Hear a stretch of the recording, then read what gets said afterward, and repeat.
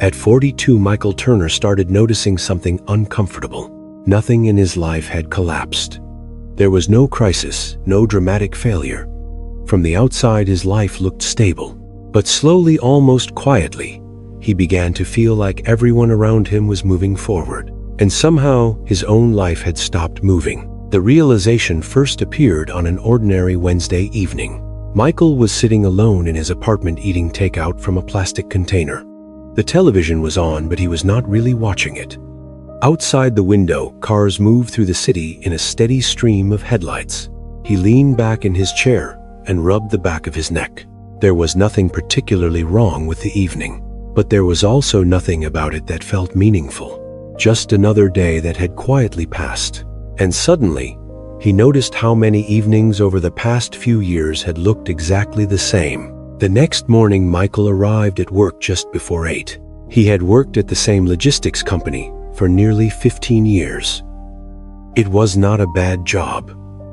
It paid well enough, the work was predictable, and the routine was familiar. The kind of job most people would describe as stable. He walked past rows of cubicles and sat down at his desk. The computer screen filled with spreadsheets and operational reports. Shipment routes, delivery schedules, performance numbers. Work he understood well. But recently, something about it had started to feel different. Not boredom exactly.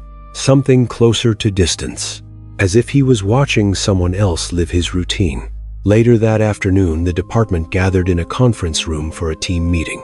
The manager introduced a new operations lead.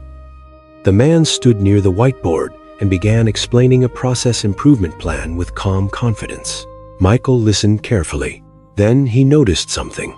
The new lead was 32, 10 years younger, and already being described as someone with leadership potential. The manager praised his initiative and talked about the company's future. Michael kept his expression neutral, but he felt a small tightening in his chest. Not jealousy, something quieter than that. A quiet awareness that time had moved faster than he expected. That evening, Michael stopped at a small neighborhood bar on his way home. It was not crowded. Just a few regulars sitting quietly while a baseball game played on a muted television. He ordered a beer and sat near the end of the counter. After a while, he scrolled through his phone. Photos appeared one after another. Old college friends, family gatherings, a coworker celebrating a promotion, another friend announcing the birth of his third child. Michael stared at the screen longer than he intended. Then he locked the phone and placed it face down on the counter. For a long moment, he simply watched the slow rotation of the ceiling fan above the bar. Later that night, while driving home through quiet streets, a thought appeared in his mind. It arrived quietly, but it stayed. Michael wondered if he had already missed his chance to build the life he once imagined. Not because he had failed, but because of time. Because, while he had been busy being responsible, working, paying bills, staying careful, avoiding risks, something important had slowly slipped past him. In the weeks that followed, the feeling did not disappear. If anything, it became more noticeable.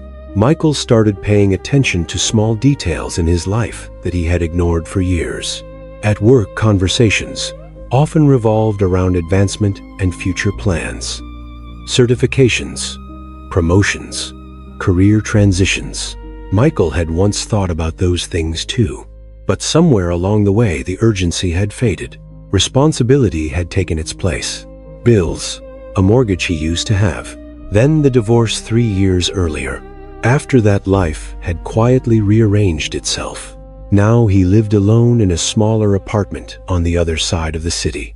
It was comfortable enough, but it felt temporary in a way he could not fully explain. Some nights he would sit in the living room with the lights dimmed, listening to the quiet hum of the refrigerator in the kitchen. He noticed how silence could have weight. Not loneliness exactly, but something close. A reminder that his world had slowly become smaller. He often wondered when that narrowing had begun. Perhaps it had happened gradually, one practical decision at a time. Stay at the stable job. Avoid unnecessary risks. Focus on what needs to be done. For years, those choices had felt responsible, even admirable. But recently, a different question began to appear in his mind. Had responsibility slowly turned into hesitation? Had caution quietly become fear? The thought unsettled him, because it challenged something he had believed for most of his life, that if a man simply worked hard and stayed disciplined, life would naturally move forward. But what if discipline alone was not enough? What if time required something else as well? One Sunday morning, Michael woke up earlier than usual. The apartment was silent. Gray winter light filtered through the curtains. He sat on the edge of the bed for a long moment before standing up. There was something about early mornings that made thoughts feel clearer, less crowded. He walked to the kitchen and started the coffee machine. While waiting, he leaned against the counter and stared at the wall. A thought slowly formed. For most of his adult life, Michael had measured himself through roles: employee, husband, provider, responsible adult. Those roles had given his life structure, but they had also quietly defined his identity. And when one of those roles disappeared, the structure weakened. The divorce had done that. Not just emotionally, but psychologically. Michael realized that part of his uncertainty came from not knowing which role he was supposed to be playing now. Men rarely talk about this. They continue going to work, paying bills, taking care of responsibilities. But internally, their sense of direction can shift. Not suddenly, but gradually. Michael took a sip of coffee and stared out the window. For years, he had believed that life followed a certain timeline. Career by 30, house by 35, family stability by 40. Those milestones had always felt like silent expectations. And once you fell behind them, it started to feel like the door had closed. But recently, Michael began questioning something simple. Who had actually decided those timelines? And why had he accepted them so easily? Maybe the real problem was not that time had passed. Maybe the real problem was believing that time had already decided the outcome. Because once a man convinces himself that it is too late, he quietly stops trying. The shift did not come as a dramatic breakthrough. It began with discomfort. One evening after work, Michael sat in his car in the parking lot for several minutes before starting the engine. He watched employees leaving the building, some younger, some older, each walking toward their own lives. And suddenly he noticed something. Many of them looked just as uncertain as he felt. That realization unsettled him at first. Then it did something else. It made the pressure feel less absolute. Maybe everyone was improvising more than they admitted. Maybe the timeline he believed in was not as fixed as he thought. Michael eventually started the engine and drove home slowly. For the first time in a while, his thoughts felt slightly lighter.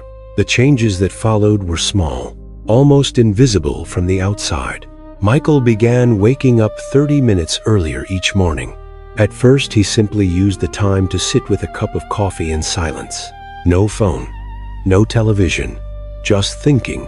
Eventually, he began walking around the neighborhood before work. The cold morning air helped clear his mind. At work, he started paying attention again, speaking up occasionally in meetings, noticing ways to improve processes. Nothing dramatic, just small moments of engagement that had slowly disappeared before. He also started reading again at night, books about psychology, history, and philosophy, not to escape his life, but to understand it better. Weeks passed, then months. The external structure of Michael's life did not change dramatically, but internally something had shifted. The belief that his story had already been written began to weaken. One evening, Michael was walking through the park near his apartment as the sun began to set. The sky had turned a quiet shade of orange.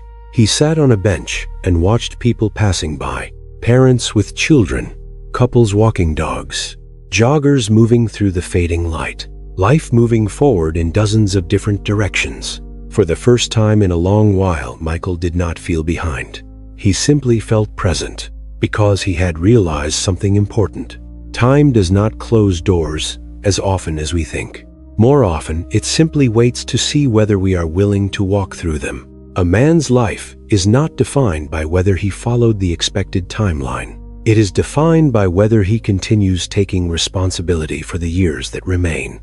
And sometimes, the moment a man stops believing it is too late is the moment his life quietly begins again. If you have ever felt like time has already decided your future, pause for a moment tonight. Sit somewhere quiet and ask yourself a simple question. Are you truly out of time, or have you simply stopped moving?